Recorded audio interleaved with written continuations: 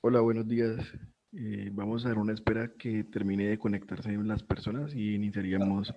Arley, Hola, profe, buenos días. la idea es que a las 7 empiece la píldora de Del anestesia, doc- ¿no? sí, del doctor Lema. El doctor Lema me dice que en este momento, profe, está con una reunión, no puede conectarse, entonces Ah, bueno, listo. la Entonces idea es... hoy no hay. No, acá estoy, acá estoy. Ah, ya. Ah, ya, listo, hola, profe. Vamos a hacer la píldora, Eduardo,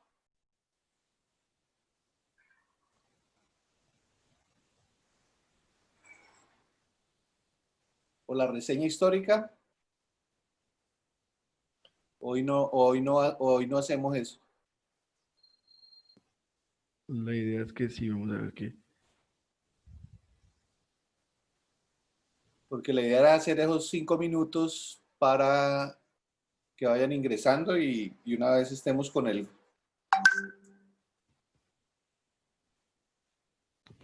con más participantes, empezar el tema, ¿no? Es como, Sí, señor. bueno, esperemos a que sigan ingresando. Bueno, si quiere, doctor Fabricio, perdóneme, yo me conecto aquí porque el decano no ha llegado todavía. Y les cuento la idea a los que estén en este momento, que creo que son principalmente los profesores y los residentes, que a raíz de la historia que el doctor León nos contó a través de una experiencia que de pronto en algún momento a otros nos parece pues que podría ser discutible y a algunos les parece de pronto como exótico o excéntrico. Hay muchas cosas que han sido la práctica de la anestesia eh, durante muchos años y nosotros pues la desconocemos, y creo que conocer la historia es interesante porque nos ayuda a dos cosas. Uno, a saber por qué estamos donde estamos, y la otra muy importante es que de pronto hay cosas que hemos entrado en desuso, hemos tenido en desuso y de pronto pueden ser útiles a la fecha. Yo lo que les quería presentar hoy, sino que desafortunadamente como tenía una reunión a las 7 que no ha empezado, era el uso del ventilador de pie. Y la propuesta es que como cada viernes no podemos empezar la actividad a las 7 porque siempre esperamos que la gente se conecte. Las 7 es una hora complicada para algunas personas y es muy importante que mucha gente esté. Proponerles que de 7 a 7 y 5 revisemos una cápsula del tiempo y traigamos alguna práctica que nos parezca interesante. Yo tengo varios libros de historia de anestesia escritos por anestesiólogos de caleños y por anestesiólogos colombianos. Entonces, si a alguno le parece interesante y quisiera revisarlo, no es una revisión extensa, simplemente es contar algo en 5 minutos, y si a alguien le parece interesante o retomarlo o simplemente para que todos lo tengamos como parte de la cultura de la anestesia, es importante. Entonces, se lo propuse al doctor Caballero, le pareció que era pertinente y por eso pues la idea era empezar hoy. La propuesta de hoy era el ventilador de pie, eh, de pie, no de que esté parado el operador, sino de pie que se opera con un pie. Entonces, resulta que algunas veces algunos residentes o que han estado conmigo en Neuro se recordarán que nosotros cuando tenemos el balón para ventilación del paciente con una manguera larga, habitualmente la máscara está lejos de la cabeza, entonces algunas veces yo les enseño, o cuando usamos el fibro, a tirar el balón al piso, lo cual pues es una práctica aséptica maluca, pero tirar el balón al piso y con un pie ventilar el balón, como dándole pedal a una máquina o como dándole pedal pues a algo que se opere con el pie. Eso se usa mucho en la joyería, y se usaba mucho antes en la joyería, que eran unos fuelles que se operaban con el pie. Entonces uno empieza a zapatear como acelerando el carro, y eso empieza a ventilar aire. Digamos que lo he utilizado muchas veces cuando uno se ocupa las dos manos, cuando le enseñamos el uso del fibro. El profesor se ocupa las dos manos para tener la máscara pegada al paciente y el residente está operando el fibro, y uno no tiene cómo ventilar al paciente, lo tiene en apnea, entonces lo ventila con el pie. Entonces pensamos que en algún momento pues habíamos encontrado una técnica nueva y empezamos a buscar y encontramos que hace muchos años fue una práctica en la anestesia ya hecha, y era efectivamente un fuelle de madera, que es parecido a como vienen hoy algunos balones de ventilación que vienen como metidos en un acordeón de acrílico. El balón, que cuando uno infla la máquina o le da flujo de aire, el balón se expande y queda comprimido entre esas dos latas de acrílico, y uno puede acelerarlo y hacerle con el pie y ayudarlo a no ventilar. Entonces les quedo debiendo desafortunadamente la gráfica, como les digo, porque venía preparado para una reunión, pero como me dieron el espacio, pues me conecté y les propongo la idea, y si les parece chévere, y algún profesor quiere tomarla, o no sé si el doctor Fabricio cómo tenga planeado la asignación, si voluntariamente o nos lo rotamos, para hacer la cápsula de anestesia 5 minutos cada viernes de 7 en punto a 7 y 5 de la mañana. Gracias. Propongo para que sea algo fijo que la cápsula la inicie el docente de la tutoría del tema.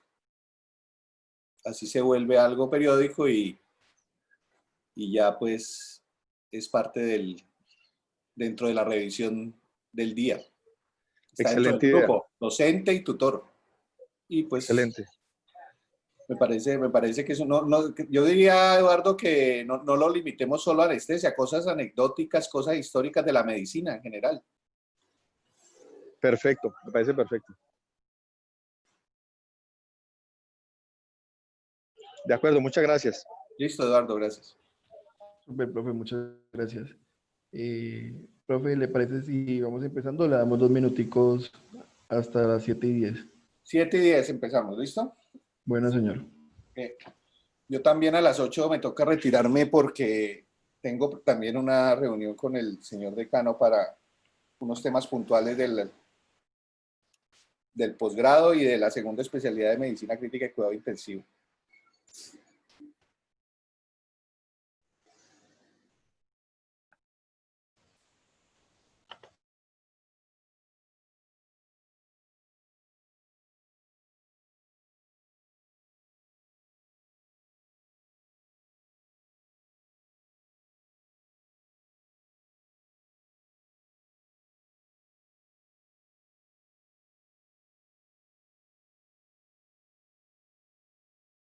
Puedes ir compartiendo la pantalla, Arley.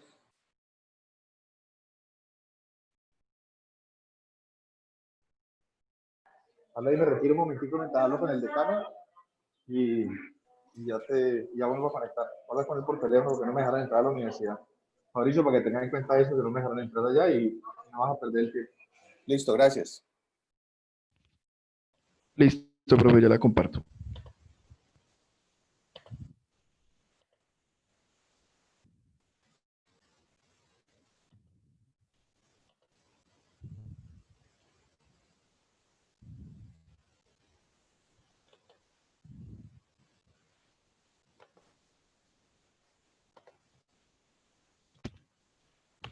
Ahí se ve, profe. Sí. Está viendo bien y se oye bien. Listo. Un minutico, entonces y empezamos.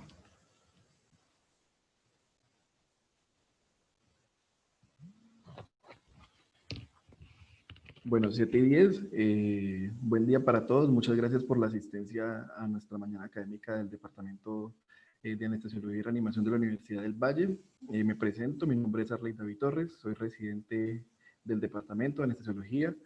Y hoy, en conjunto con el doctor Lema, el doctor Eduardo Lema, hemos decidido traer este tema, un tema que es muy controversial en la evidencia, entonces hemos querido hacer como unas recomendaciones puntuales y es tromboprofilaxis y alguna recomendación de antiagregación en el paciente neuroquirúrgico. Hemos hecho el abordaje desde la medicina perioperatoria. Quiero también, antes de avanzar en la presentación, darle un agradecimiento muy especial al doctor Javier Benítez, que también me dio unas sugerencias valiosas para el desarrollo del tema. El contenido de esta mañana es inicialmente presentarles el objetivo, las generalidades y epidemiología con respecto al tema, el abordaje de la tromboprofilaxis en algunas patologías neuroquirúrgicas específicas, esto con el objetivo de optimizar el tiempo, y obviamente hay patologías más frecuentes que otras, que son las que queremos tratar en esta mañana, y algunas recomendaciones adicionales frente al mismo tema, y finalmente concluiremos pues la presentación. Empecemos entonces a hablar del objetivo y lo que queremos con esta presentación. Lo que buscamos entonces es describir aspectos desde el punto de vista perioperatorio en los pacientes neuroquirúrgicos en relación con el manejo idóneo de la tromboprofilaxis desde la consideración del anestesiólogo. ¿Por qué es importante desde el punto de vista general esta patología? Pues bueno, realmente esto es un reto para el anestesiólogo. Lo que sucede en este tipo de pacientes es una alta probabilidad de enfermedad tromboembólica. Obviamente esto va a variar en pacientes que tengan neoplasias, entre pacientes que tengan trauma craneoencefálico, hemorragia subaracnoidea y hemorragia intracerebral traumática. Hay una cosa importante y es que siempre esta terapia o las enfermedades pues, van a tener algunos riesgos. Entonces lo que tenemos que buscar es tratar de maximizar los beneficios para evitar pues estas complicaciones y minimizar los riesgos, especialmente en pacientes de alto riesgo y muy alto riesgo para el desarrollo de esta enfermedad. Hay unos factores de riesgo que están incluidos como alto riesgo y otros que son, digamos, un riesgo más alto para el desarrollo. Ya vamos a ver en términos numéricos a qué nos referimos con esto, pero sí hay diferencias entre ambos pacientes. Quisiera entonces aquí mostrarles algo de datos como específicos de estudios, números que nos, digamos, nos orientan un poco acerca de la importancia del tema. Y han habido diferentes series, obviamente, como ustedes bien saben, la epidemiología no va a ser constante, todo va a depender del sitio donde se haga el estudio, va a depender del número de pacientes que traten, la patología, y pues a veces inclusive el juicio con que se recolecten los datos. Pero más o menos han habido estimados, y es, por ejemplo, en series de datos, usualmente se hacen en 10 años. Ese es un grupo español que se llama el Grupo Riete, ellos estudian pacientes que desarrollan esta enfermedad después de la patología neuroquirúrgica. Ellos observan que cerca del 1% de una serie de 20.000 pacientes desarrollan embolismo venoso. Eso a cierto modo parece poco, pero cuando uno ya va a estudiar exactamente por diferentes patologías la presencia de esta enfermedad, uno ve que pacientes, como mencionaba ahorita, de alto riesgo, como por ejemplo, los pacientes que tienen cáncer, pues vemos que las estadísticas varían un poco. No es lo mismo evaluar en la población general que en un tipo de población, que es lo que queremos hablar en esta presentación del día de hoy. Entonces, esta gráfica que ustedes ven aquí a su derecha es la incidencia en pacientes hospitalizados que están con cáncer. Aquí obviamente hacen una muestra de diferentes cánceres de la presencia de la enfermedad tromboembólica. Vemos que las tasas pueden ser tan altas en cáncer de páncreas, por ejemplo, hay una incidencia de 4.3 por cada 100 pacientes hospitalizados, y la segunda causa son los pacientes que tienen tumores cerebrales. Alrededor de 3.5 por cada 100 pacientes hospitalizados van a desarrollar enfermedad tromboembólica. Obviamente esto incluye las dos grandes, enfermedad pues, o trombosis venosa profunda y tromboembolismo pulmonar. Obviamente la tasa de trombosis venosa profunda es un poco más alta que el tromboembolismo pulmonar, pero las dos son frecuentes. Más o menos estimado que un 2.8 de los pacientes con cáncer cerebral tienen enfermedad o trombosis venosa profunda, y de este 3.5, un 1.5 pacientes de cada 100 hospitalizados va a desarrollar tromboembolismo venoso pulmonar. Y esta gráfica o esta imagen que nos muestra, digamos, asociaciones de diferentes factores de riesgo con la probabilidad de generar tromboembolismo. Entonces, he querido señalar los más importantes para nosotros, y es, por ejemplo, la cirugía general mayor. Sabemos que la cirugía neuroquirúrgica, por definición clásica, se considera una cirugía mayor. Obviamente esto tiene algunas consideraciones, pero la cirugía de tumores, por ejemplo, es una cirugía mayor, y la lesión de médula espinal.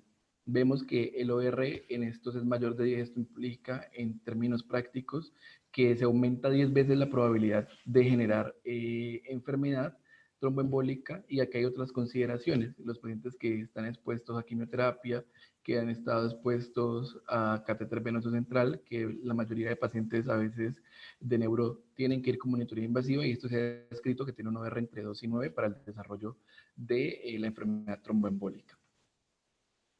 Cuando uno ya va a puntualizar acerca de los factores de riesgo, para tratar de orientarse un poco de qué pacientes son más probables o que tengan más riesgo de hacer esta enfermedad, uno podría encontrar como diferentes clasificaciones.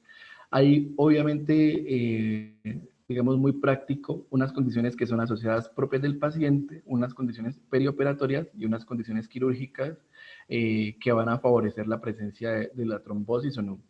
¿Qué se encuentra dentro de las condiciones asociadas al paciente? Los pacientes que han tenido enfermedad tromboembólica son pacientes que tienen alto riesgo del desarrollo de la misma, los pacientes obesos, aquellos pacientes que tienen consumo crónico de esteroides y los pacientes que tienen uso de prótesis valvulares mecánicas. Dentro de las condiciones perioperatorias encontramos que obviamente la lesión endotelial propia de la cirugía, pues del trauma quirúrgico, puede favorecer la progresión a trombosis. Hay niveles elevados de factor de von Willebrand y como ustedes saben, el estrés quirúrgico, hay una gran liberación de marcadores inflamatorios o proinflamatorios que van a favorecer la generación del mismo. Obviamente no es lo mismo hablar de tumores cerebrales que de cirugía de columna, que el paciente con trauma craneoencefálico, y hemos querido puntualizar específicamente este tipo de patologías que son las más frecuentes. Entonces, por ejemplo, hay unas guías europeas que han descrito que los pacientes que tienen tumores cerebrales y son llevados a craniotomía tienen liberación directa de factores procoagulantes, específicamente el factor tisular, y esto va a favorecer la enfermedad tromboembólica. La hemorragia subaracnoidea también es una gran patología asociada al trauma. Aproximadamente 4.4% de pacientes, en este caso 16.000 pacientes que fue esa serie, se encontraron con enfermedad tromboembólica. La cirugía de columna y el trauma craneoencefálico también han sido patologías que se asocian con la misma. Hay un score muy interesante que cuando el autor lo describió inicialmente hace como unos 15 años, se estudió como en la población general la presencia de embolismo, específicamente en pacientes ortopédicos, en pacientes que habían estado fracturados, y es el famoso score de Caprini, creo que muchos lo hemos escuchado, y esa es una puntuación que dependiendo de algunas condiciones del paciente, por cuestiones de tiempo no me voy a detener pues a describir cada una, pero encontramos pues como la edad, el tipo de cirugía, la historia, se asigna, la historia de tromboembolismo, se asigna una puntuación que va desde 1 hasta 5. Y obviamente entre más puntuación los pacientes tengan, más riesgo de desarrollo de enfermedad tromboembólica hay. Por ejemplo, los pacientes que de entrada van a tener un alto riesgo, como ustedes lo ven acá, inclusive con un solo factor de riesgo, en los pacientes que han tenido algún tipo de infarto cerebral hace menos de un mes, los pacientes con fractura de cadera, los pacientes politraumatizados y dentro de los pacientes neuroquirúrgicos, aquí lo vemos, los pacientes que tienen alguna lesión de la médula espinal. Estos pacientes tienen un alto riesgo con un solo factor y esto equivale a que se aumente el riesgo de tromboembolismos en un 6% en ausencia de medidas estrictas para el control de la patología. Entonces uno como anestesiólogo tiene dos espectros como a los que uno está enfrentado y como grandes problemas. Sabemos, como lo he explicado, que la enfermedad tromboembólica va a estar en estos pacientes. Entonces tenemos que considerar estrategias para disminuir la progresión de la enfermedad.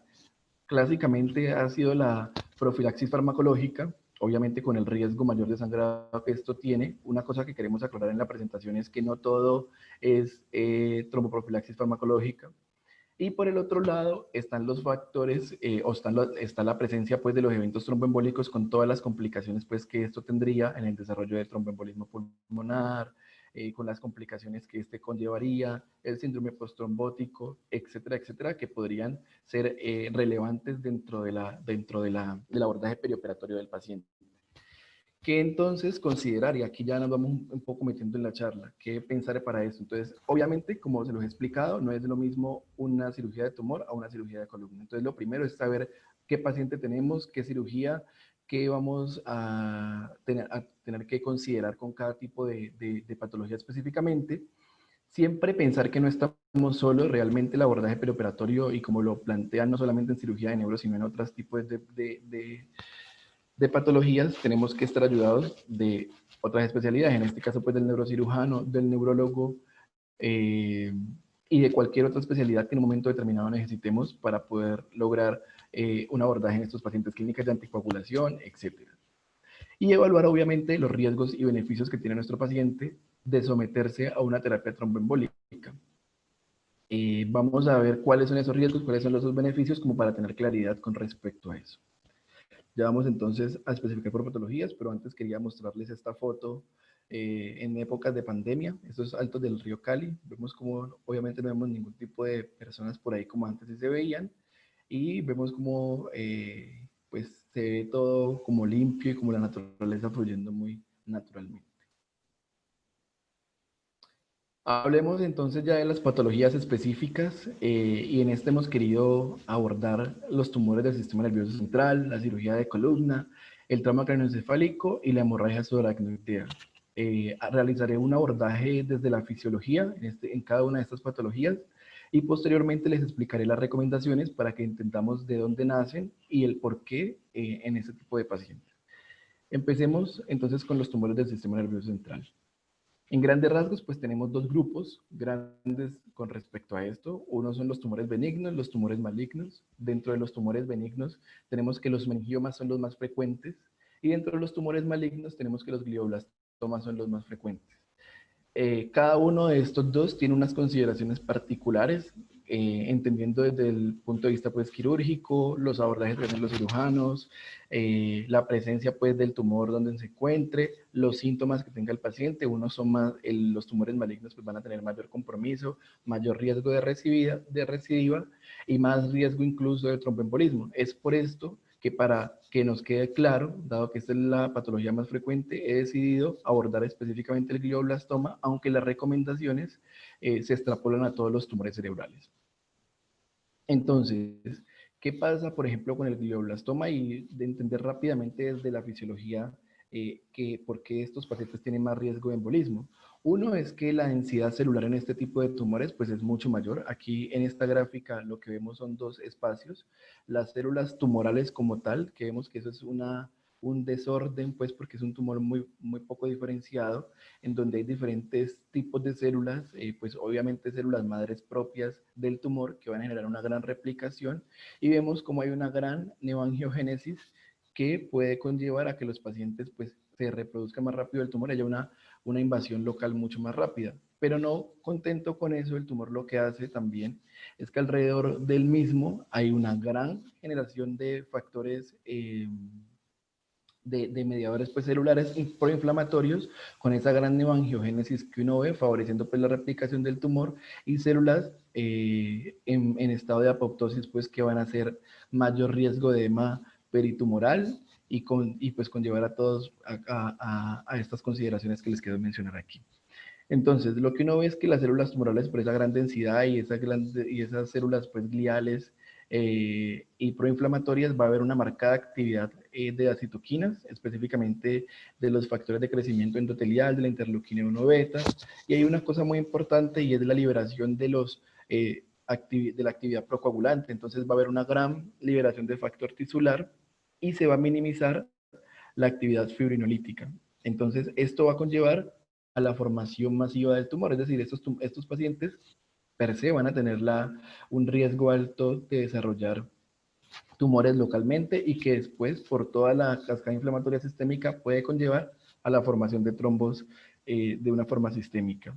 Estos pacientes entonces tienen 6.5 veces mayor de desarrollar tromboembolismo con respecto a otro tipo de pacientes y se aumenta mucho la probabilidad de la misma, pero no contentos con eso, el tumor lo que hace entonces es favorecer, como lo vemos aquí en la gráfica de la izquierda, una gran liberación de factores angiogénicos. Entonces vamos a ver que son tumores que están muy vascularizados, que cuando uno entra a cirugía, el cirujano le dice, está como sangroncito y eso está explicado por esto. Básicamente esto pasa en los tumores malignos, pero hay una consideración, por ejemplo, en los tumores benignos como el meningioma, que también sangran bastante, y las metástasis cerebrales. Entonces uno está enfrentado a que el paciente no solamente está formando trombos, sino que el paciente está sangrando per se dentro de la cirugía, y entonces uno se pregunta, ¿será que si yo le pongo la tromboprofilaxis el paciente va a aumentar ese riesgo de sangrado? Pues bueno, la pregunta ha sido estudiada muchas veces y hay dos estudios como grandes, poco ya viejitos. El último que sacaron fue alrededor del 2012, pero han sido estudios muy bien diseñados y estudios prospectivos, que se ha estudiado la seguridad de las heparinas de bajo peso molecular en la profilaxis de trombosis venosa profunda, específicamente en pacientes neuroquirúrgicos. Este primer estudio fue un estudio de 746 pacientes, un grupo aleatorizado a recibir la profilaxis y otro grupo no, y trataron de comparar los dos grupos mirando el desenlace de aumento de sangrado. Y lo que se encontró fue que no hubo aumento del sangrado en ninguno de los dos grupos, propio del que ya tenía el paciente, como se los acabo de explicar, es decir, por la presencia del tumor. Y se siguieron haciendo estudios para tratar de encontrar si las heparinas pues, subcutáneas tenían algún tipo de complicaciones y evaluaron múltiples complicaciones y entre esas el riesgo de sangrado en este segundo estudio. También fue un estudio aleatorizado y se encontró que no hubo incremento de las complicaciones, en este caso pues del sangrado, asociado al uso de heparinas de bajo peso molecular. Y bajo esa premisa pues se han creado algunas recomendaciones para tratar de orientar y de perderle un poco el miedo a la tromboprofilaxis farmacológica, sin olvidar la tromboprofilaxis no farmacológica. Y es esto lo que les quiero mostrar. Por ejemplo, la recomendación inicial, siempre uno piensa que es ponerle a los pacientes heparina de bajo peso molecular, pero no.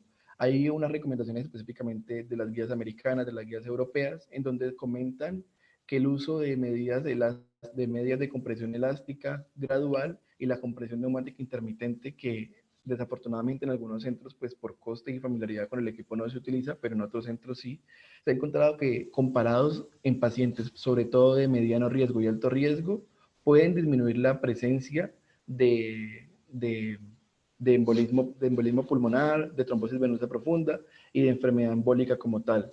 La explicación fisiológica, sobre todo de la compresión neumática intermitente, es que aumentar el flujo sanguíneo va a favorecer la fibrinolisis endógena y esto va pues a disminuir esa hipercoagulabilidad y esa éstasis vascular asociada a la clásica actividad de Virchow que genera pues el trombo como tal. Entonces estamos atacando dos frentes que van a disminuir pues la probabilidad, y cuando uno lo ve en estudios clínicos y en estudios estadísticos, sí ha demostrado disminuir el riesgo de esto. Y es tanto así que hay estrategias de cómo se debería utilizar la compresión neumática intermitente. Y este es un estudio, por ejemplo, donde hay múltiples, pero han mostrado cómo se debe utilizar un protocolo de 18 horas de compresión neumática intermitente versus no utilizarla, y el desenlace que evalúan es entonces el desarrollo de trombosis venosa. Y se ve que cuando se utilizan estos dispositivos de compresión neumática intermitente, obviamente hay muchos más que logísticamente son más difíciles de poner frente a otros. Este específicamente que valoran aquí es un dispositivo portátil que sirve mucho, que se lo colocan los gastrocnemios y se deja alrededor de 18 horas y va a favorecer esa disminución de tromboembolismo pulmonar. Inclusive ellos reportan un riesgo relativo de 0.21, que esto en términos prácticos es una disminución casi del 80% de estos pacientes que se evalúan en los estudios de la probabilidad de generar tromboembolismo, lo cual es muchísimo pues en un paciente hospitalizado que está quieto, que no se puede mover porque el tumor le tiene un compromiso motor. Bueno, realmente la calidad en estos pacientes y la calidad, pues como la morbilidad disminuye mucho con este uso de compresión neumática intermitente. Pero obviamente también han salido estudios un poco detractores en donde ellos tratan de comparar si esa compresión neumática intermitente comparada con la tromboprofilaxis farmacológica o junto con la tromboprofilaxis farmacológica disminuye el riesgo de trombosis venosa profunda. Y este estudio, que es reciente del New England, demostró que no había diferencia entre esas dos, pero realmente la evidencia no ha sido concluyente. Digamos que faltarían como estudios que permitan concluir que no hay diferencias con el uso de compresión neumática, pero como no ha habido, igual las guías en general lo siguen recomendando. Y esa es como la primera recomendación. Entonces, ahí esta es una guía, la guía americana, que creo que la conocemos. Alrededor del año 2012 ellos sacan las recomendaciones de prevención de tromboprofilaxis en pacientes quirúrgicos no ortopédicos y hacen una recomendación para los pacientes que son llevados a craneotomía por tumor cerebral. Entonces ellos hacen una estratificación de pacientes de alto riesgo y de muy alto riesgo. ¿Quiénes son los pacientes de alto riesgo? Los que tienen algún tipo de lesión, pero no favorece la generación, por ejemplo, de trombo, como el paciente que se puede mover, el paciente con enfermedades benignas, a diferencia pues del paciente de muy alto riesgo, que es el paciente típico con enfermedad, con un tumor maligno, el del glioblastoma. ¿Y qué encuentran entre esos dos? Entonces, en los pacientes que tienen alto riesgo simplemente, inclusive un riesgo intermedio, usted podría iniciar con compresión neumática intermitente sin necesidad de tromboprofilaxis farmacológica. Es decir, no todos los pacientes ameritan tromboprofilaxis farmacológica como uno lo consideraría, como muchas veces está extendida, por ejemplo, la enoxaparina. ¿Cómo y cuándo debería empezarse esta compresión neumática intermitente? Por ejemplo, hay dos esquemas. Uno grande, que es el paciente electivo. Ese paciente pues viene de su casa, ese no se le hace nada, sino hasta después de que se opera. Entonces, apenas salga de la cirugía, ese paciente debería estar con compresión neumática intermitente de entrada. El paciente, por ejemplo, muchos pacientes en el HIV, yo que estuve ahí en el servicio, me daba cuenta que los pacientes se hospitalizaban y podría pasar inclusive hasta una semana desde que se operaban. Si el paciente va a estar en esas condiciones, usted podría empezarlo 48 antes de la cirugía, horas antes de la cirugía y continuarlo después. Si es un paciente que no se moviliza, que es un paciente que uno lo ve que han tenido antecedente de tromboembolismo pulmonar o de trombosis venosa profunda, ese paciente se considera un paciente muy alto riesgo y entonces debería estar con compresión neumática intermitente y con profilaxis farmacológica. La compresión neumática intermitente en estos dos esquemas que les acabo de mencionar y la tromboprofilaxis farmacológica pues va a depender. Esta guía no se compromete con tiempos, pero sí hay una guía europea que sí dice más o menos con cuánto tiempo uno debería empezarse. Entonces, esta, por ejemplo, es la guía española. Ellos dicen aquí que este tipo de pacientes que tienen estos tipos de factores de riesgos, que son más o menos los mismos que uno ve en otro tipo de score, como el score de Caprini. Entonces, los pacientes que tengan muy alto riesgo, en este caso que tengan más de 3 factores de riesgo, deben ir con compresión neumática intermitente y heparina de bajo peso molecular 48 horas después de la cirugía. A diferencia de la guía europea que dice que debe ser 24 horas después. Esa diferencia entre días o no es más o menos establecido por el sangrado. Entonces uno, si le queda la duda y como la recomendación que queremos darle a ustedes es, muchas veces no se sabe si un día o 2 días, entonces piense si el paciente sangró mucho, piense el riesgo que tenga el paciente de desarrollar tromboembolismo, si cumple muchos criterios pues de factores de riesgo, y ese paciente debería estar expuesto a la tromboprofilaxis farmacológica, pues con enoxaparina o heparina de bajo o heparina no fraccionada, 24 horas después de que el paciente haya sido llevado a cirugía. Si usted ve que es un paciente que no va a sangrar, que el riesgo de sangrado pues no es mucho, que el riesgo de embolismo tampoco es pues que sea el más alto, podría considerarse 48 horas después de la cirugía. Y si ya es un paciente que tiene pocos factores de riesgo, las guías sí son, digamos, unánimes en estos, y es que ese paciente solamente debería estar con compresión neumática intermitente. Lo vemos aquí, compresión neumática intermitente en esos pacientes de riesgo intermedio y riesgo alto. Con eso entonces terminaríamos los tumores, es como la recomendación inicial, y antes de avanzar quería mostrarles esta foto tomada recientemente de aquí en Cali, de los Farallones. En épocas de pandemia todo parece estar muy, muy bonito. Hablemos entonces de cirugía de columna. En cirugía de columna, ¿qué tenemos? Pues bueno, lo mismo, ahí digamos que se diferencia un poco la fisiopatología con respecto a los tumores cerebrales, y es importante saber esta fisiología porque cada vez se han desarrollado mecanismos más dirigidos contra lo que genera el trombo como tal. Entonces, pues como ustedes lo han visto a través de la historia, ya hay medicamentos propios contra factores de coagulación o nuevos pues anticoagulantes que están dirigidos a un tipo como tal de toda esta hemostasia que va a hacer que haya menos efectos adversos, y por tanto es la importancia como de conocerlo. ¿Qué pasa entonces en los pacientes de columna? Obviamente esos pacientes van a tener, dependiendo de la patología, pues van a estar en una inactividad física por parálisis. Esto obviamente está dirigido a esos pacientes que tienen trauma raquimedular o que tienen tumores de columna, pues que le generan algún déficit neurológico. Entonces estos pacientes no se pueden mover y tienen algún tipo de compromiso del sistema nervioso simpático, entonces hay un compromiso del componente vasomotor.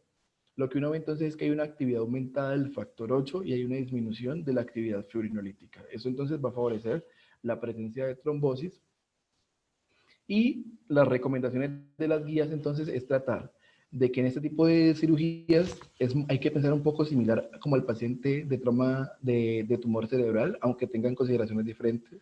Es pensar que hay pacientes de riesgo moderado o riesgo alto, y estos pacientes podrían estar solamente con compresión neumática intermitente, lo mismo. Y si el paciente ya tiene muy alto riesgo, es decir, que el paciente tenga una enfermedad maligna, que no se puede mover, inclusive el abordaje quirúrgico, de ahí la importancia de conocer qué cirugía se le hace al paciente, porque no es lo mismo que el paciente se le haga un abordaje pues anterior o posterior, o que se le haga combinado, como ustedes lo ven aquí, porque pues si es combinado, más riesgo de embolismo como tal ahí. Entonces, estos pacientes que tienen muy alto riesgo deberían no solamente estar con la compresión neumática intermitente, sino también con profilaxis farmacológica. Y ahí en eso hay que pensar pues el riesgo de sangrado. Ustedes saben que la columna pues es un espacio más pequeño y un hematoma pues podría ser potencialmente fatal, por lo tanto hay que tratar de que esto no suceda. Entonces, los factores de riesgo son los mismos más o menos que para la guía pues española, y ellos, a diferencia de los tumores, pues sí consideran que los factores de riesgo, entre más factores de riesgo tengan, los pacientes tienen que estar tempranamente expuestos a tromboprofilaxis farmacológica. Entonces, por ejemplo, si tiene más de 3 factores de riesgo, compresión neumática intermitente y heparinas de bajo peso molecular 12 horas después de que el paciente ha sido operado. Es tan importante que esos pacientes, como tienen tanto alto riesgo, no desarrollen la enfermedad tromboembólica, que inclusive debería empezarse la heparina 12 horas después. Y si tiene menos de 3 factores de riesgo, pues entonces ahí sí considerar heparinas de bajo peso molecular o la compresión neumática intermitente. Sobre todo le hacen énfasis a la compresión neumática intermitente porque no hay diferencias, pues como les mencioné inicialmente, entre ambas estrategias, y las heparinas de bajo peso molecular pues podrían conllevar a un riesgo de sangrado. La misma recomendación es con la guía europea, entonces pues más o menos considerar los factores de riesgo que tienen los pacientes y estratificarlos pues en el riesgo que tengan, y así empezar la profilaxis. En el trauma craneoencefálico y en el trauma raquimedular, pues son dos entidades un poco distintas, pero las recomendaciones son muy similares y parece ser que muy pocas guías pues se comprometen. Obviamente es muy duro hacer estudios prospectivos en estos pacientes pues por las consideraciones éticas que esto conllevaría, y entonces uno encuentra recomendaciones muy puntuales y solamente las encontramos en la guía americana. Ya se las voy a contar, pero básicamente lo mismo. ¿Qué pasa en este tipo de pacientes? También va a haber un aumento del factor tisular, y como esos pacientes, como ustedes bien saben, no solamente tienen una injuria primaria, sino que tienen una injuria secundaria, pues en esta injuria secundaria lo que vamos a ver es que hay una respuesta inflamatoria postraumática, y esta respuesta inflamatoria postraumática pues puede perdurar en el tiempo. Entonces estos pacientes no solamente tienen riesgo después de que desarrollan el trauma, es decir, en las 24 48 horas, sino que el riesgo se va a aumentar. Inclusive hay series que dicen que hasta 2 semanas después, de algunos estudios pues que hacen screening pues de tromboprofilaxis con ecodoppler o cosas así, hasta 2 semanas después han encontrado que los pacientes pueden tener algún tipo de enfermedad tromboembólica, y es por esa respuesta inflamatoria postraumática. Entonces se reduce la inhibición pues del factor 8, o sea que se aumenta la actividad del mismo, se disminuye la fibrinolisis, el PAI-1 está aumentado. Entonces esto hace que los pacientes tengan especialmente un mayor riesgo, un segundo riesgo de un estado de hipercoagulabilidad. Y si a eso le sumamos, por ejemplo, esta es la fisiología de la injuria del trauma cerebral, pero si a esto le sumamos que el paciente no se va a poder mover, que tiene éstasis vascular porque tiene un trauma raquimedular o alguna otra cosa, pues vemos que tiene toda la combinación de que el paciente desarrolla enfermedad tromboembólica. De tal forma que las guías americanas hacen unas recomendaciones un poco largas y extensas, son como 5 recomendaciones, que ellos dicen que estos pacientes son un poco diferentes, y estos pacientes sí deberían estar, por ejemplo, de entrada con compresión neumática intermitente, pues si se puede, si el trauma obviamente no le limita las extremidades, o que se pueda, pues, digamos, la logística de poner el dispositivo sea fácil, y de una vez iniciar con tromboprofilaxis farmacológica. ¿Cuál? Pues obviamente la mayoría de estudios han mostrado que enoxaparina, una dosis profiláctica, puede hacer esta profilaxis a dosis pues de 1 miligramo por kilo.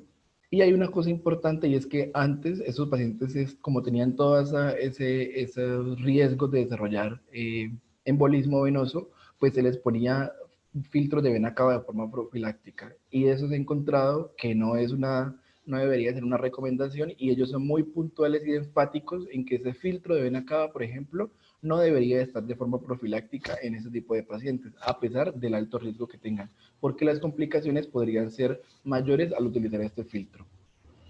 Cuando los pacientes pues tengan contraindicación de esto y que el estado de coagulabilidad sea muy alto, ahí sí se podría como considerar ese filtro, pero pues eso es una consideración muy puntual y debería estar no casi de segunda línea, sino casi de tercera línea, obviamente después de haber agotado todas las instancias para el desarrollo de la enfermedad tromboembólica. Y así como estas recomendaciones son en trauma craneoencefálico, lo mismo aplica de recomendaciones para el paciente con trauma raquimedular. Entonces, el paciente traumatizado es un paciente muy especial, sí debe ir con compresión neumática intermitente y de una vez con la trombofilaxis farmacológica. ¿En qué tiempo? El esquema no se ha descrito muy bien. Hay que considerar todas estas menciones que les hago de los pacientes, pues el riesgo de sangrado, el riesgo de tromboembolismo, y con base en eso describir si se puede iniciar 24 horas o 48 horas. En este caso, pues la enoxaparina, que es lo que tenemos, lo que más conocemos, la más utilizada, y la compresión neumática intermitente sí después de la cirugía. En la hemorragia intracraneal no traumática, como la hemorragia subaracnoidea, entonces hay también una tromboinflamación pues mediada en estos tipos de pacientes, entonces pues se rompen los aneurismas, al romperse los aneurismas, esto también hace una liberación de interleuquinas. Esta liberación de interleuquinas lo que hace es atraer más inflamación al medio, y cuando uno ve pues lo que pasa a nivel vascular es que se libera factor tisular, se hace una activación plaquetaria, se agregan las mismas y pues hay una activación de otras células que van a formar pues microtrombos mediados pues por plaquetas y inclusive glóbulos rojos, y esto va a favorecer pues del estado proinflamatorio o lo que se conoce pues como la tromboinflamación en la hemorragia subaracnoidea. Esto entonces le confiere a los pacientes mucho más alto riesgo que la población general, y si bien no hay unas recomendaciones muy puntuales, solamente hay una sola guía pues como tal establecida, de resto hay puros protocolos de centros locales, pero pues siempre es bueno saber qué dicen las guías para uno comparar. La guía europea es la que sugiere que en ese tipo de pacientes uno debería empezar con compresión neumática intermitente, inclusive desde que el paciente llega al hospital. El paciente llegó con toda la clínica, monitoricemos pues al paciente, establezcamos el diagnóstico y de una vez empecemos con compresión neumática intermitente. Hay que considerar el riesgo de paninas de bajo peso molecular o de paninas no fraccionadas, dependiendo del riesgo de sangrado que tienen estos pacientes. Obviamente pensar que estos pacientes pues van a ser llevados a cirugía rápidamente pues por la urgencia de la patología, entonces pues a veces ni siquiera da tiempo por la misma urgencia, pero pues si se puede saber que tienen ese riesgo de embolismo presente, entonces por lo menos la compresión neumática intermitente sería una muy buena opción. Y continuarlo posteriormente, pues dado que los pacientes son pacientes que van a UCI, que van a estar inmovilizados, creo que eso ya es algo que tenemos bien claro. Entonces, si se puede en la UCI con presión neumática intermitente, pues ojalá se pudiese establecer el protocolo y iniciar con presión neumática tromboprofilaxis farmacológica. Terminamos las recomendaciones pues como algunas patologías. Quería mostrarles esta fotico en Islas Baleares, de la pandemia también, me la compartieron, quería mostrárselas. Y quiero hacer unas recomendaciones puntuales, ya como para ir finalizando la conferencia, en unas patologías específicas, que de pronto no hemos mencionado, que no son como tan frecuentes que se realicen, pero que siempre generan la duda con al anestesiólogo de qué se debe de hacer.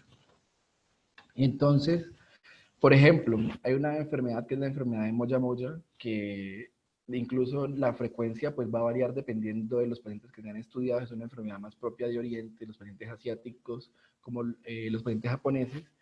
Allá fue inclusive descrita la enfermedad, y en nuestro medio no es tan frecuente, aunque sí se hace. Por ejemplo, me contaba el doctor Delgado, que es con quien estuve gran parte del tiempo en la rotación, que sí se logran hacer por lo menos al año 2 o 3 procedimientos, y hay unas consideraciones específicas que uno tiene que tener. Para los que de pronto no conocen, mis compañeros, es una enfermedad que de pronto no la he escuchado nombrar, pero ¿qué es esta enfermedad? Básicamente una proliferación de células musculares lisas, la carótida interna. Entonces esto hace que haya una migración pues hasta la capa íntima de estas células musculares, y hay una estenosis de las carótidas internas o de las ramas principales de la cerebral media o la cerebral anterior. Y esto pues obviamente va a condicionar, dependiendo del estadio pues de eso, inclusive hay una clasificación para la enfermedad de estadio 1, estadio 6, 5, 6. Entre más estadios tenga, pues más compromiso va a tener el vaso como tal y pues más sintomática va a ser.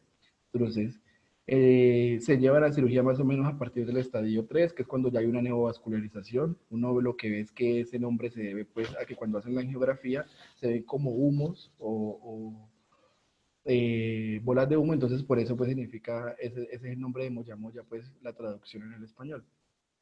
¿Qué significa pues el avance de la enfermedad como tal?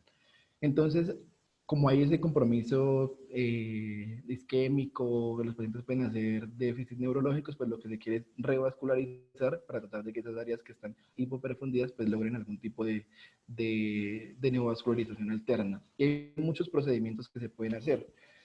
Esta es una enfermedad que básicamente tiene dos picos, uno en niños más o menos como a los 9, 10 años y otro más o menos como a los 40 años, es una enfermedad con un pico bifásico. Y dependiendo del paciente que tengamos, pues uno puede intuir qué tipo de manejo quirúrgico le van a hacer. Entonces, el paciente que le van a, por ejemplo, el paciente adulto que tiene buenos vasos, que se puede hacer un bypass de la arteria temporal superficial a la arteria cerebral media, pues porque es la que más compromiso tiene. Sobre todo, este primer abordaje es de los pacientes adultos, que tienen buenos vasos, que el abordaje quirúrgico es fácil y se logra una vascularización temprana, rápidamente. Y hay una revascularización indirecta, que son estos otros tres procedimientos, con unos nombres un poco largos, encefaloduroarteriosinangiosis, la primera y es como la más frecuente que se hace, es que consiste en lo mismo, en tratar de que la arteria temporal superficial logre darle una vascularización al cerebro, pero a través de la dura madre. Entonces, así en términos rápidos, obviamente aquí vemos inclusive unas fotos de eso, es tratar de que esa arteria temporal superficial llegue hasta la dura madre y a partir de ahí se crea una nueva vascularización de ese territorio pues, cerebral y se disminuyen los riesgos de isquemia. Obviamente no es lo mismo llevar el vaso de un vaso a otro vaso, pues ser directamente la revascularización a que se haga de forma indirecta. Esta sobre todo se hace en niños que como el avance de la enfermedad no es tan marcado, pues podría dar tiempo a que esa neovascularización que puede tomar meses se haga de una forma adecuada y no haya problema. Estos son foticos de una cirugía que hicimos en el hospital que me parece muy interesante y lo traje a colación porque estos pacientes van a estar inclusive el manejo de ellos preoperatorio y posoperatorio está base de antiagregantes. Entonces son pacientes que que pueden estar recibiendo aspirina hasta el día de la cirugía, es decir, siempre van a estar expuestos a antiagregantes o se les puede hacer otra terapia que es como la terapia puente con heparinas de bajo peso molecular y se suspende la aspirina 7 a 10 días antes y se continúa la heparina todo el tiempo como si fuera una terapia puente y luego se reinicia la aspirina. Esto que conlleva a que entonces los pacientes tengan más riesgo de sangrado, más riesgo de, digamos, eh, pues el trauma quirúrgico le genere esto, entonces son pacientes que uno tiene que tener pues mucho cuidado porque las enfermedades vasculares tienen sus consideraciones anestésicas particularmente. Entonces, saber que estos pacientes van a estar con la aspirina, no hay ningún problema con esas consideraciones puntuales, entonces uno como anestesiólogo debería manejar la hemodinamia del paciente, estar pendiente de lo que el del abordaje del cirujano, que ellos pues sean muy cuidadosos que lo son para tratar de disminuir eso. Y si no, si usted cree que con la aspirina el paciente va a estar con mucho riesgo, esto algunos otros centros lo han mostrado con base en su experiencia, es, pues diga, yo voy a suspender la aspirina, pero lo que hago entonces es ponerle a los pacientes heparinas de bajo peso molecular y hago el esquema que tradicionalmente conocemos, de que si el paciente tiene heparinas de bajo peso molecular de forma profiláctica, pues se suspende 12 horas antes y si tiene de forma terapéutica, se suspende de forma de 24 horas antes y asimismo, pues reiniciar la misma. En este caso, obviamente, se ve que se reiniciaría con aspirina. Hay otra patología que son las trombosis de las venas cerebrales y la traje a colación porque aunque no sea una patología muy frecuente, si llega a pasar podría ser eventualmente catastrófico. Y como vemos aquí, una causa de que los pacientes hagan trombosis de las venas y los senos está asociada a los procedimientos neuroquirúrgicos. Y estos pacientes pueden hacerlo antes del procedimiento o después del procedimiento. Y estos pacientes específicamente van a estar expuestos a heparinas a dosis tope, como lo vemos aquí, durante el perioperatorio. Entonces, esos pacientes que van a tener dosis de enoxaparina inclusive de 1 miligramo kilo cada 12 horas, es decir, un paciente de 70 kilos puede recibir hasta 140 miligramos al día. Ellos ahí no tienen esa consideración tope de 100 miligramos, sino que lo anticoagulan full para tratar de el manejo de la patología. Y esos pacientes pueden después requerir manejo quirúrgico y saber que tienen que continuar con eso, obviamente con las consideraciones que uno tiene que tener de los pacientes que están expuestos pues, a anticoagulación como tal. Hay una cosa y es que uno debería evaluar siempre, o si tienen la sospecha, con alguna ayuda diagnóstica, o por lo menos hacer un tamizaje en los pacientes que tienen muy alto riesgo, por ejemplo, los que ya les comenté.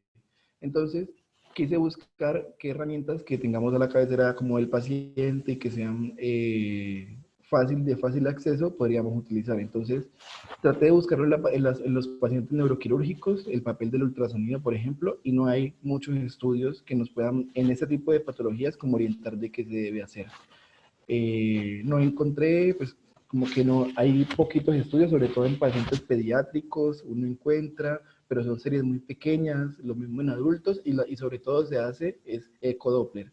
Pero de forma de tamizaje está el CUS, o lo que conocemos pues como compresión ultrasound, que es, pues sí, hacer compresión con el ultrasonido. Ya les voy a comentar en qué consiste eso. ¿Qué pacientes se beneficiarían, por ejemplo, de eso? Y en nuestra institución, por ejemplo, en el HV sería muy bueno hacerlo porque son, como les comenté, son pacientes que hoy llegan al hospital y no se operan inmediatamente, sino que pueden pasar una semana, 2 semanas hasta que se operen.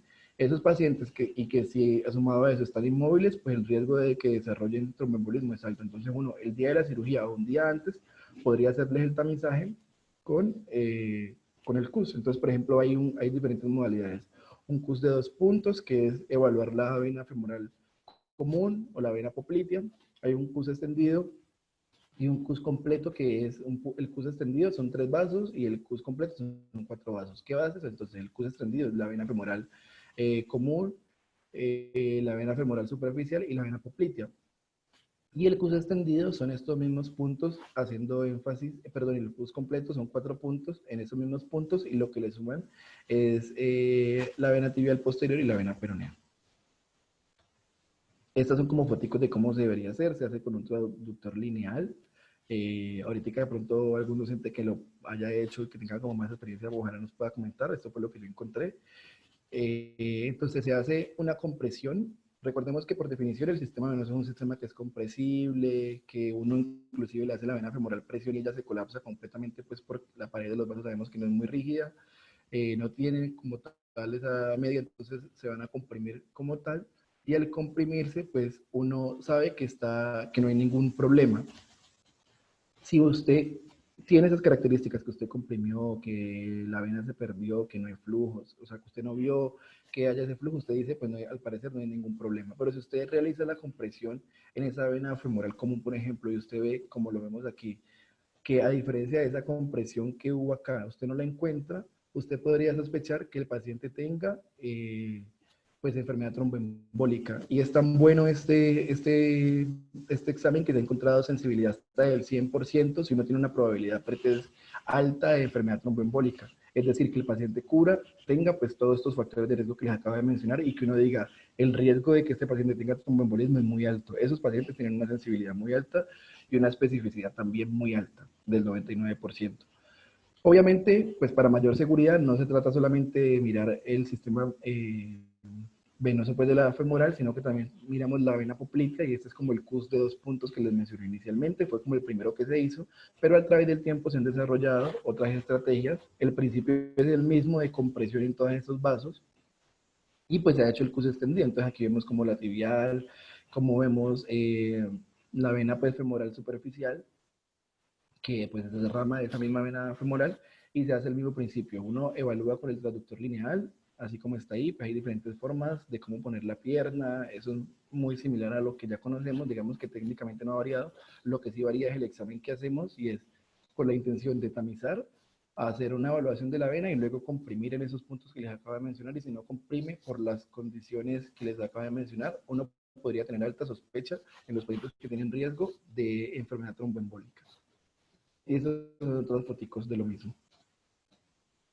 Y entonces es tan bueno este examen que se han tratado de generar como algoritmos para evaluar la probabilidad de la enfermedad. Entonces, por ejemplo, cuando uno tiene una enfermedad tromboembólica que es poco probable, aquí aplica lo que alguna vez comenté de la probabilidad pretest de las pruebas, y es si usted tiene una probabilidad muy baja, pues una forma de descartarlo es medir el dímero D. Si usted tiene un dímero D que es negativo, pues la probabilidad de que el paciente tenga enfermedad tromboembólica es muy bajita. Si el paciente tiene un dímero D positivo, aquí de una vemos que lo que queremos es llegar como una forma de imagen de saber si el paciente tiene el trombo o no, porque el dímero D puede estar falsamente elevado por otras patologías. Entonces, si usted hace el CUS y usted no encuentra que el paciente tenga, pues que sea positivo ese CUS, usted podría inclusive hasta descartar la enfermedad, teniendo en cuenta pues la sensibilidad y la especificidad que les comento tan alta. Si ese CUS es positivo, pues entonces la probabilidad de establecer el diagnóstico es muy alta. Y más aún cuando usted tiene que la enfermedad, que la probabilidad de la enfermedad tromboembólica es alta, pues entonces, si usted le hace el CUS y usted hace que el paciente está, y usted una vez sabe que el CUS es positivo, pues la probabilidad de que el paciente tenga la enfermedad es muy alta, o sea que usted la puede confirmar.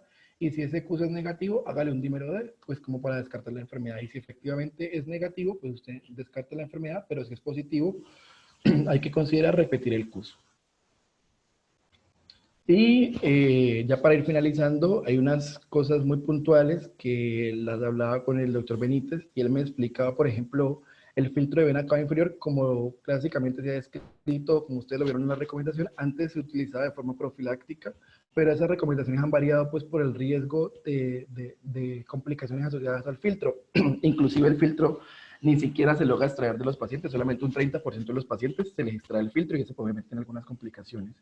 Por lo tanto, hay indicaciones precisas, no debería ser utilizado de primera línea y no hay ninguna evidencia de que el uso profiláctico en estos pacientes sea utilizado. Entonces, ¿cuándo considerar, por ejemplo, este filtro, que realmente es pocas las indicaciones y estas son como las indicaciones grandes que hay?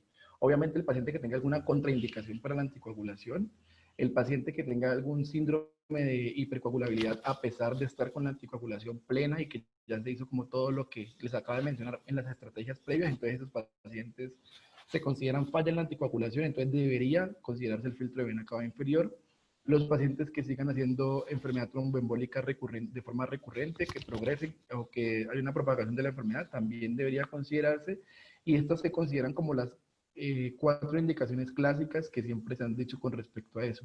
Obviamente, a partir de esas 4 recomendaciones clásicas, se han dividido o han salido como unas subrecomendaciones, por decirlo así, un poco más, o recomendaciones más puntuales, pero eso no es tanto el manejo del anestesiólogo, sino que obviamente aquí donde prima el manejo interdisciplinario y que uno tenga una buena comunicación con los demás equipos que le puedan a uno guiar con respecto a este filtro. Entonces, por ejemplo, los pacientes que han tenido embolismos masivos, con tromboembolismo residual, sobre todo en los pacientes que ya han tenido embolismo venoso, y esos pacientes van a ser llevados a cirugía y tienen un alto riesgo de sangrado y usted no le puede iniciar la anticoagulación. Esos pacientes, por ejemplo, serían candidatos a recibir el filtro de vena cava. Y así, pues para optimizar el tiempo, no me voy a poner como a leerles cada una de esas, pero les comparto la charla y uno ve que hay indicaciones muy puntuales, pues, pero todas son derivadas de esas 4 indicaciones clásicas que están mencionadas aquí. Esto ya para ir finalizando, otra fotico que me gustó mucho y la tomé, y estos son como cabras en un arcán, nunca lo había visto, entonces me pareció bien curioso. Luego les explico el por qué ellos están ahí, pero básicamente es para tratar de que la planta como que se limpie, como lo dicen los propios habitantes del lugar, y se crezcan nuevos árboles de argama. Hablemos entonces ya para finalizar de la seguridad con el uso de heparinas y por qué con este particular medicamento. Pues básicamente hay, por ejemplo, en procedimientos neurointervencionistas que a veces se utiliza heparina inclusive de forma arterial, de forma continua. Obviamente el riesgo de sangrado es alto y uno debería tratar de considerar que esta heparina pues tiene ese riesgo y tratar de minimizar todo lo que podría evitar aumentar el sangrado. Entonces, la recomendación grande pues, es evitar la hipertensión. Estos pacientes obviamente van a ir con monitoría invasiva, en algunos casos, pues dependiendo de la cirugía que sea, y tiene que ser monitoría pues, de la hemodinamia muy bien, corregir la trombocitopenia, tratar de establecer o de minimizar pues, los déficits de factores de coagulación y mantener adecuadamente el hematocrito, es como la recomendación. Obviamente, ¿qué heparina utilizar? Eso pues va aplicado a lo que mencioné previamente, si heparinas de bajo peso molecular o heparinas no fraccionadas.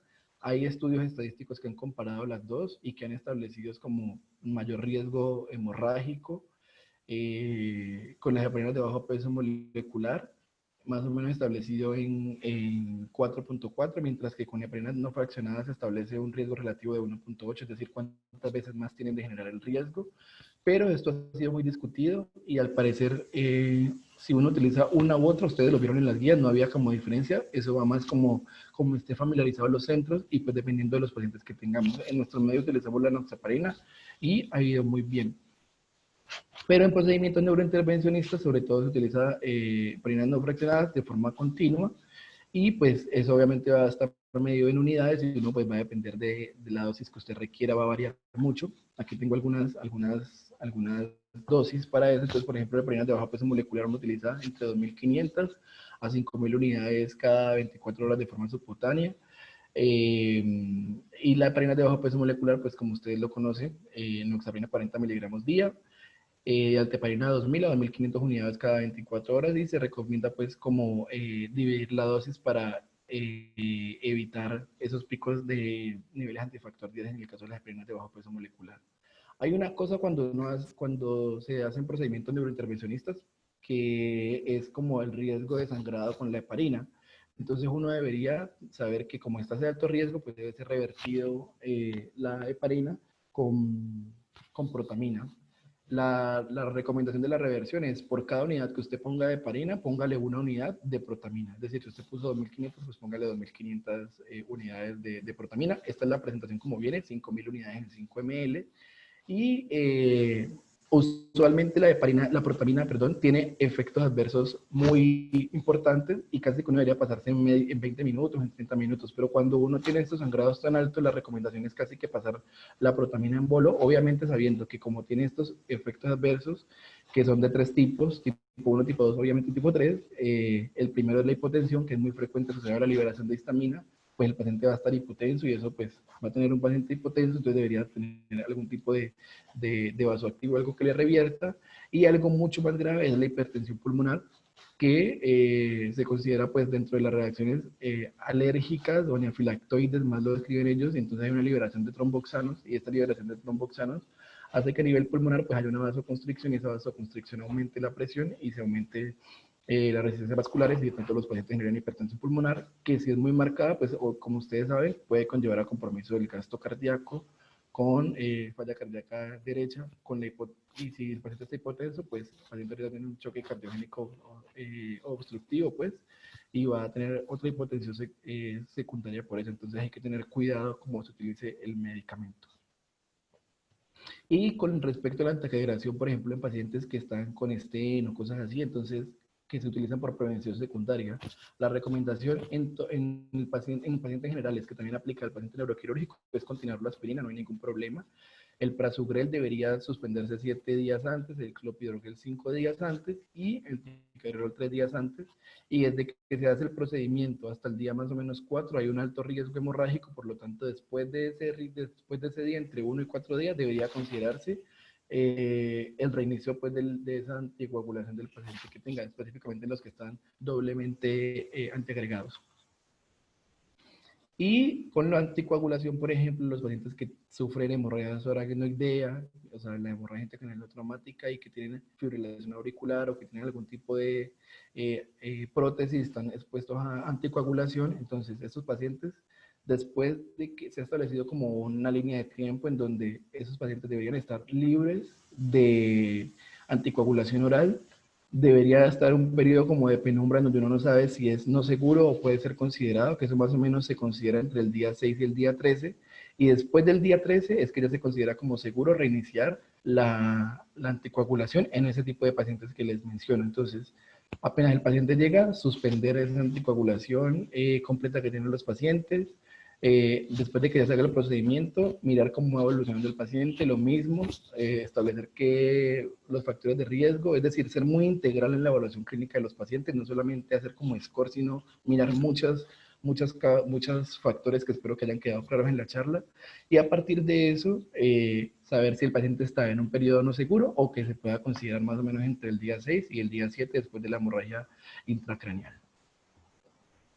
Para llevar a casa y ya para terminar entonces, pues evaluar integralmente el paciente perioperatorio. Hay que mirar qué paciente vamos a estar enfrentados, qué edad tiene, qué cirugía va a ser llevada, con qué cirujano se está operando, la experiencia del centro para hacer las cirugías, mirar específicamente en cirugía cómo le va el paciente. Inclusive el último caso que hice en la rotación de neurocirugía era un paciente que no se sabía el diagnóstico y le iban a hacer una resección de una masa posterior, en fosa posterior, y entonces decían que era sangró muchísimo y decían que era un meningioma, luego que era una metástasis. Entonces tratar de saber qué paciente está operando para saber si el riesgo de sangrar es más alto, si las lesiones vasculares son más altas, si los pacientes van a requerir transfusión masiva, que también se ha descrito como otro factor para la enfermedad tromboembólica, y obviamente reconocer el tipo de cirugías y a qué está asociado pues las complicaciones posoperatorias, por lo tanto vigilar a ese paciente.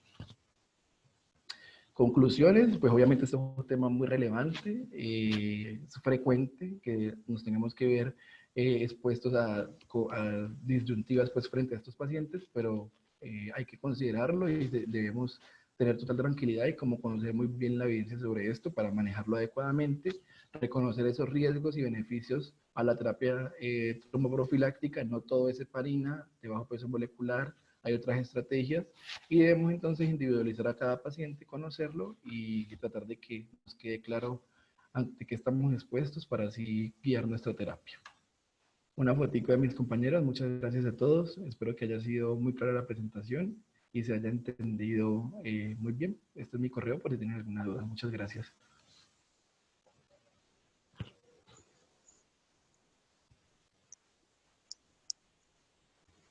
Muy bien, Arley, muchas gracias.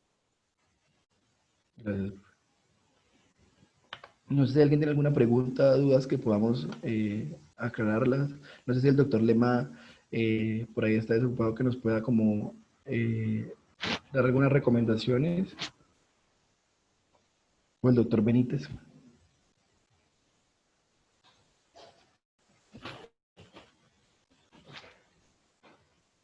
Hola, ¿qué más, Arla? Y el doctor Benítez te manda saludos, pero no pudo conectarse. Ah, bueno. ¿No? No, pues felicitarlo por su exposición. Es una de las complicaciones pues, que se tiene en cirugía muy frecuente. No sé si ustedes en su formación pues, se den cuenta de si hacen seguimiento a sus pacientes en qué termina, pero lamentablemente uno a veces que trabaja en una sola institución, pues sí se da cuenta de que sus pacientes a veces tienen trombosis venosa profunda y uno va y revisa a ver qué pude haber hecho mejor para tratar de evitarlo, ¿sí? A veces pues queda la tranquilidad de que hizo las cosas bien, y, sí, pero otras veces le queda el sinsabor de que de pronto hubiera utilizado profilaxis mejor. Compresión neumática intermitente antes estuvo hospitalizado mucho tiempo o venía ya hospitalizado a otra institución, entonces a uno a veces me queda como esa sensación de que me faltó algo.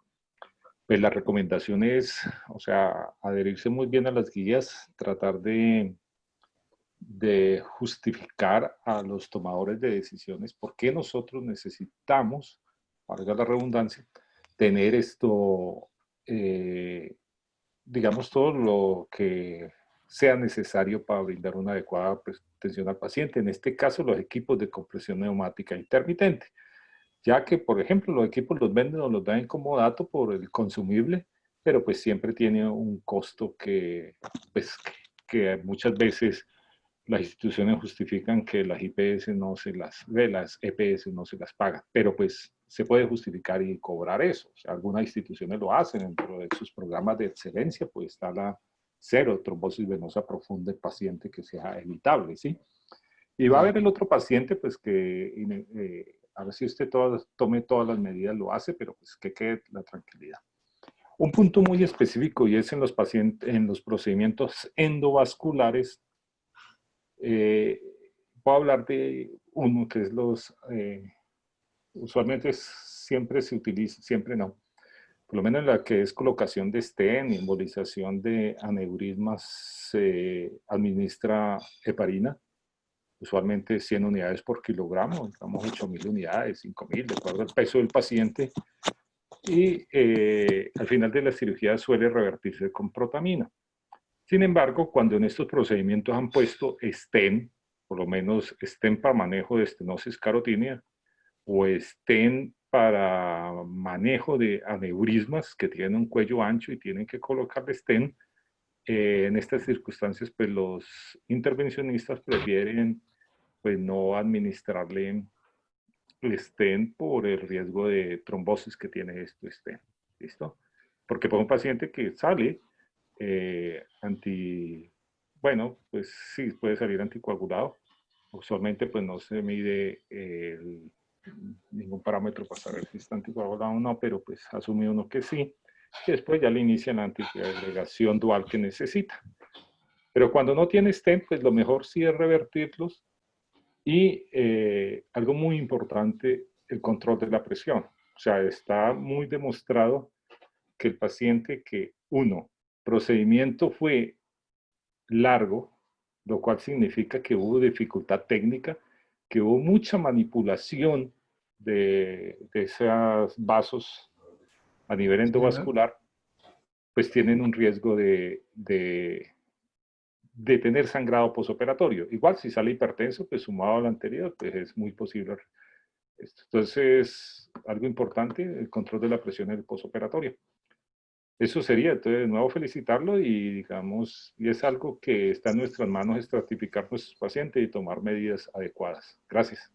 Muchas gracias. Muy bien, qué pena que se me cayó ahorita cuando estaba en la intervención, pero brevemente, para terminar lo más pronto posible la reunión, que la gente se ocupa. Y es que, hola, para informarle, para llamar la atención sobre dos cosas. La primera es el vendaje elástico en los miembros inferiores no reemplaza la compresión neumática intermitente, número uno. La otra es que hay un artículo que dice que los errores en sala de operaciones, el diablo está en los detalles. Digamos que estos son detalles muy importantes y muy técnicos, y el manejo de estos medicamentos y de la tromboprofilaxis en el paciente neuroquirúrgico no es el mismo del manejo de estos medicamentos y la tromboprofilaxis en otros procedimientos. Entonces, las consideraciones y conocimientos que nosotros tenemos habitualmente de esta...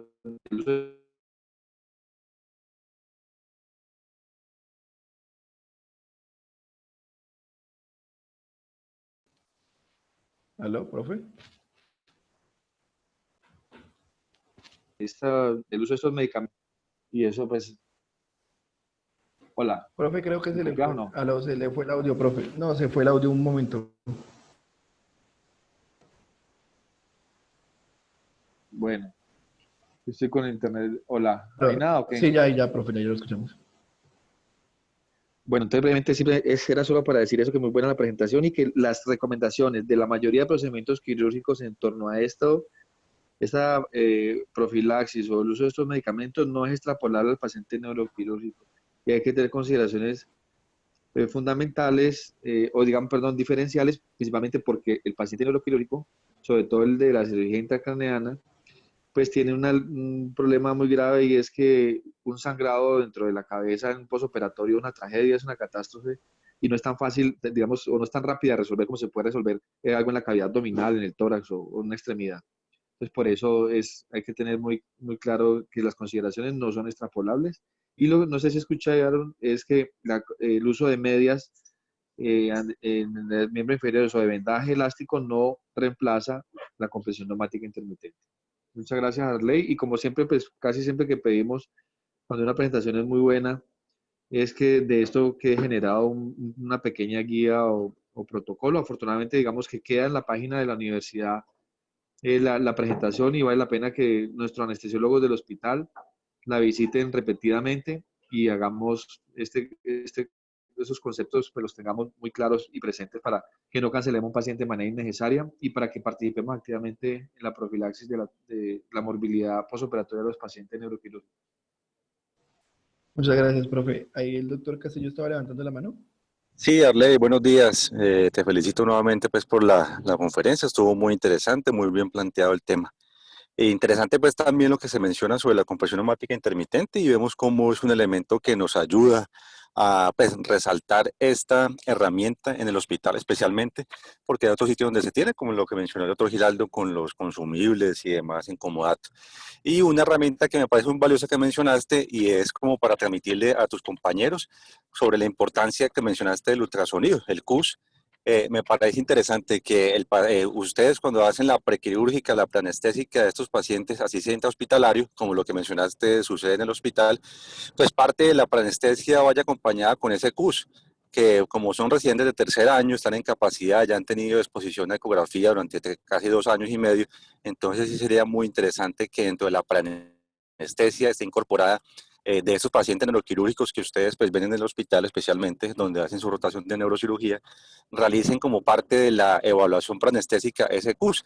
Me parece interesante ese aporte que hiciste y una muy buena herramienta que se puede transmitir para que afinarla y mencionar allí, porque pues eso es un hecho lo que dijiste, que el paciente puede tardar más de 3 días o más para operarlo, y en ese proceso ustedes en cuestión de hablar con los neurocirujanos, con los residentes, ponerse de acuerdo para hacer esta evaluación periódica antes de cirugía como parte complementaria de la preanestesia. Entonces me parece una herramienta que se puede valorar y es fácil de usar porque tenemos el ecógrafo.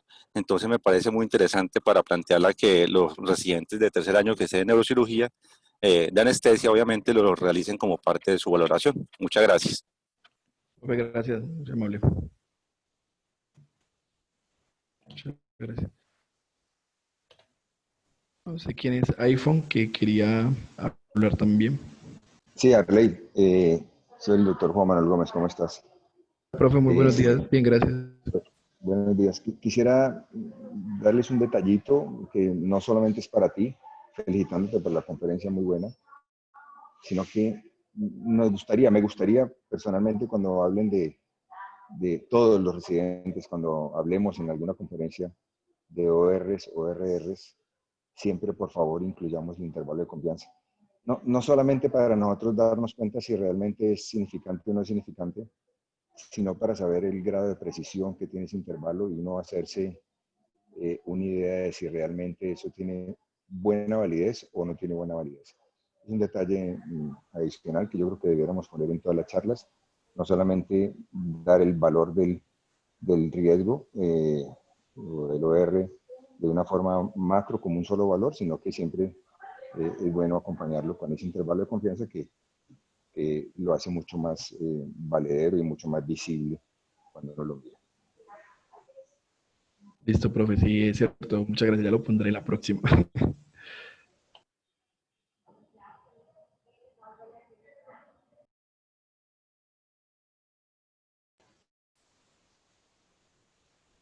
No sé si hay algo más que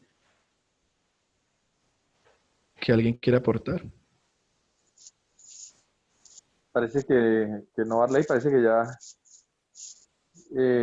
terminó las intervenciones. Nuevamente felicitarte, muchas gracias. No sé, doctor Caballero, si tiene Yo solo alguna tengo una palabra final. apreciación que les he dicho muchas veces y es si manejamos la herramienta, tenemos los pacientes, tenemos los ejemplos de pacientes vivos en el hospital, ¿por qué no ponerlos en las presentaciones cuando se habla de las técnicas? En el caso de la herramienta del CUS2, a muchos pacientes se les hace la valoración, se les hace el protocolo CUS2, tenemos los videos, tenemos los casos, deberíamos ponerlos en las presentaciones, Arley. Tenemos hasta un video educativo de cómo hacerlo, se hubiera podido presentar el día de hoy para todos los invitados de una forma muy, muy académica. Un video creo que dura 3 minuticos. Sí, Para la profe, es próxima cierto. también, Arley. Sí, señor, Y profe, es verdad. en la acotación de que hace el doctor Juan Manuel Gómez, totalmente de acuerdo. Eso todos los jueves en la tarde de investigación se les hace énfasis. Entonces, para que tratemos de ser más acuciosos con el análisis de los artículos que se presentan. Vale, profe. Sí, señor, tiene razón, lo pondré. Muchas gracias. De todas maneras, de resto, muy bien. No, Eduardo, ya eso era todo. Gracias. Muchas gracias a todos por la asistencia. Entonces damos por terminada la mañana académica. Muchas gracias.